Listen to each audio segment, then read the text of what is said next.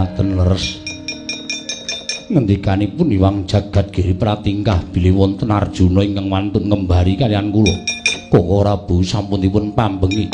Badhe kula kendharat Janaka menika kosek aja kesusu. Kakang Semar ana Janaka sing mrene ngembari karo aku. Kakang Semar bakal tak kembarat. Apa? Kembarat. Ambok ke timur. Bareng mataku klilipen gareng. Klilipen apa? Klilipen kewan. Mbok klilipen pacul. Bareng ya sia-sia ora adine ora. Sopo iki Nalendra? Takon karo lho kok sik to? Kowe iki Janaka kok ora ngerti karo aku iki piye to? Oh iya Dik. Iki sinuwun Prabu Sir Bathara Kresna.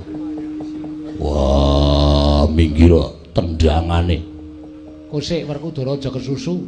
Iki Janaka lho. Koko Prabu kasinggihan mengaten koko betuk. Sinuwun Kresna kok ya ora paham-paham to ya. Aku dune paham kok. Nun pangapunten nggih, Den. Niki pancen mbuh kula kok ora ngerti dadi kaya ngeten iki pripun. Janaka ora gelem salin. Wujud sejati aja takon dosa tak panah. Nganggo Kyai Pasopati. Mati dening aku. Apa to anggap aku ora pasok saben dina? Kok kowe nibake Kyai Pasopati. Ayo tandang ana Janaka kose. Wis to, wis. Arjuna sabar. Iki aku sing ngurus. Inggih, kok ora usah. Kowe rasa nesu. Mboten. Yai KIP. Kepiye Kakang KIP? Ojo ketawa. Aduh arep karo adine kok guyu. Wis kowe ora usah dadak ndelik-ndelikke aku wis ngerti kowe sapa. Sapa aku ayo. Lho, tak batang nang ngene apa piye? Batangan nek pancen iso. Kowe rak Bagong to? Duh. Lho, Bagong wae. Kaya ngene kok Bagong takono masyarakat wayang kaya ngene iki jenenge Janaka. Lho lah iya ning kedadian saka Bagong sing ngomong sapa? Tak batang kowe aja selak. Kowe Begawan Durna. Udu. Ngawur wae ora. Oh ngaku wae. Petruk dalem Kresna iki maliyane Begawan Durna. Ayo diajar bareng-bareng kose. Ngawur wong Durna wae kecure ra melu kok. Wah iya. Ngawur ora. Wah, Kresna ora iso mbadar iki rak tendangane. Kose Werkudara kose. Wis saiki aja guyon, aku mau guyon. Ayo tenanan. Kowe bali kaya wingi uni. Aule bali liwat endi? Lho, le bali liwat endi piye? Aku ora iso bali. Kakang Semar piye? Kula ya ora wani. Lah sampean nuwun sewu. Wong ya ora prayitna ngoten kok. Mbaya nganggo peningal lak batin nganggo permana jati. Anak kula kok iso glelenge kaya ngeten iki sebabe apa? Oh lah dalah. Nyuwun pangapunten kula nyuwun pangapunten.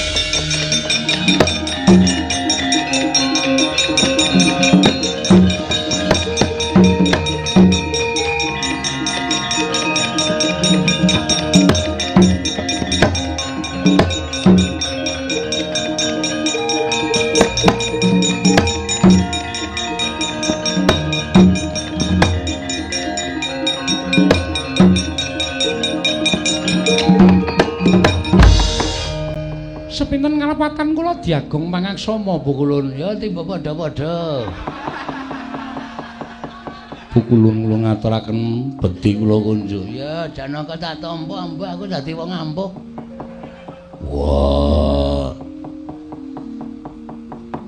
Asih prana kakekku aku ngaturke bekti. Weh, Tru. Nggoyangmu ora iki. Lah kok Ndara Werkudara muni asih, yang ora asih to? Asih dasmu iki. Antil sisan kowe ora badar-badarke.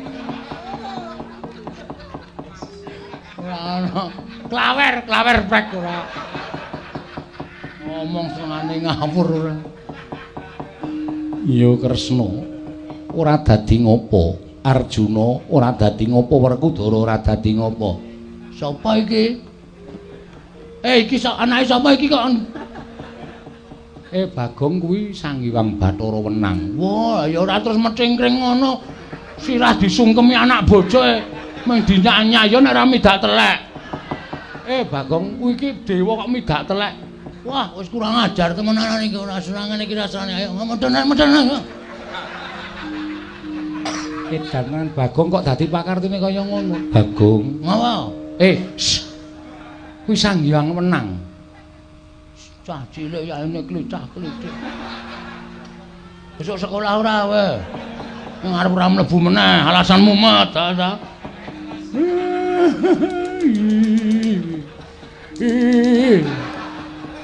Bagong pancen edan. Ulun ingkang momong lawan Bagong. Inggih Pukulun. Mula Bagong ora kena lelara sarta luput saka pepati merga saka ulun. Inggih Pukulun. Kresna wonten maring adhawuh. Manikmaya kae timbalana mrene. Nggih ngestaken dawuh paduka Hyang Adi Pukulun.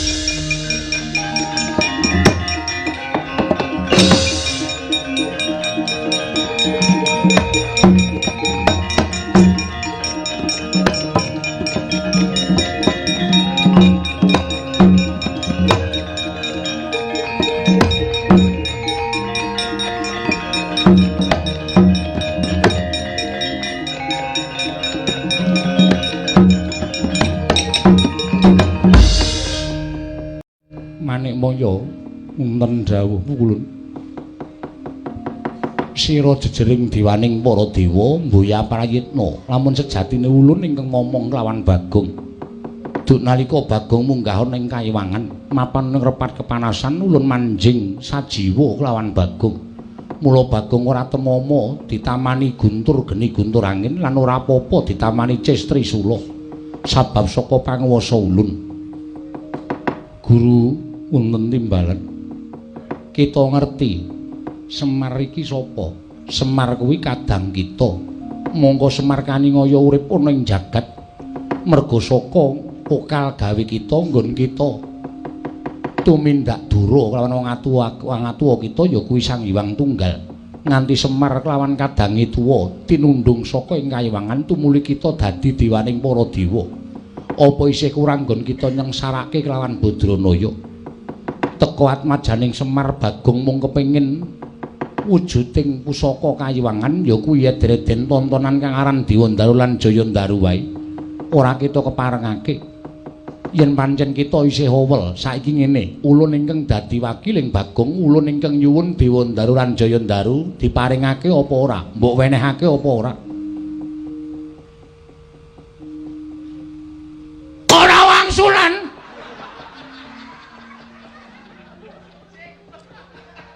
Nanti Gong, Sang Hyang Wenang kaget wedi aku. Ayo cangkemmu ora. Ana dewa ning ngarepe kok bengok-bengok ora. Ngapunten nggih Pukulun. Ora dadi ngopo. Kita kuwi wong dugal kewarisan. Mekaten inggih. Menake ora? Iya Bagong, ulun paringake sah. Oke. Pun diparingke Pukulun. Bagong Rampanana.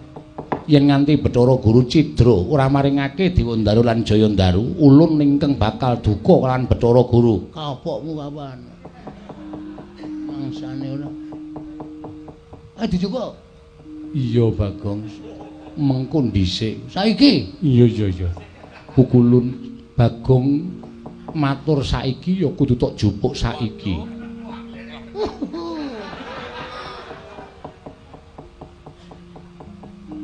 Inggih Pukulun monggo.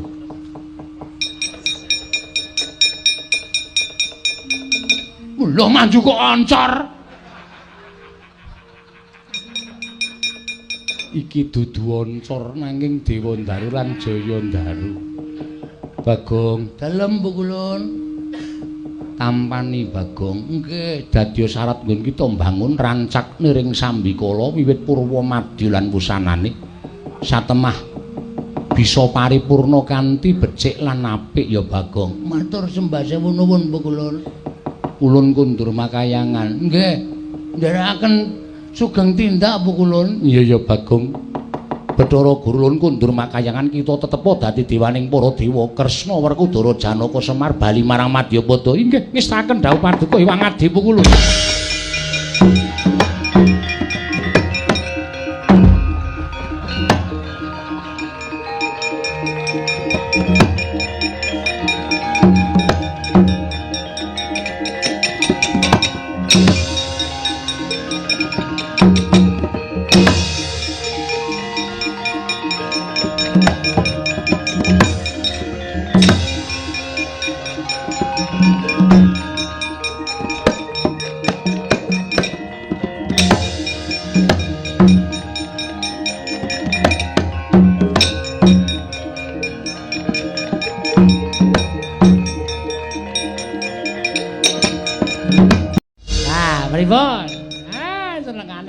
Duwe kuwasa kok kumawasa. Wenang digo sewenang-wenang. Kang wasa kinarya gada. Enten-entane panjenengan ora kewirangan to. Bagong jingkrak-jingkrak. Coba to. Kayu Dewandara karo Dewandara kok dienggo tek-klotheken tok tek. Nek ora Bagong ora to.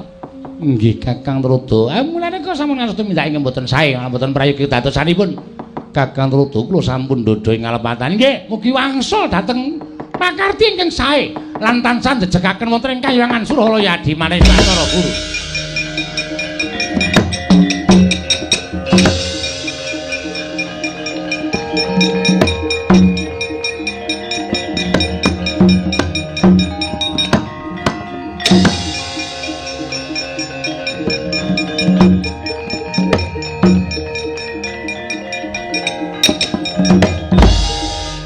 Sampeyan ajeng napa ya? Wah, Kurawa dampyak. Golek-golek seneng. Kurawa ke sore ora metu dampyak. Nika karnaval.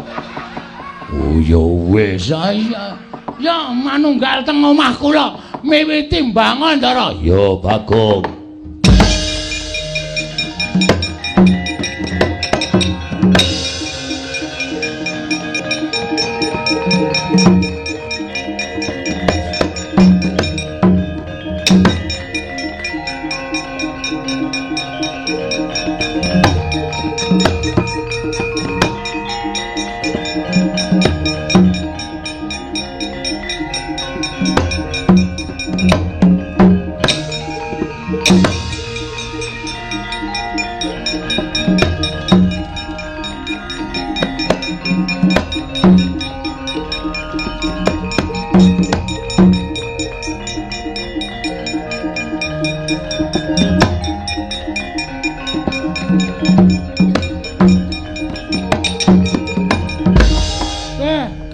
Entuk syarat seranane.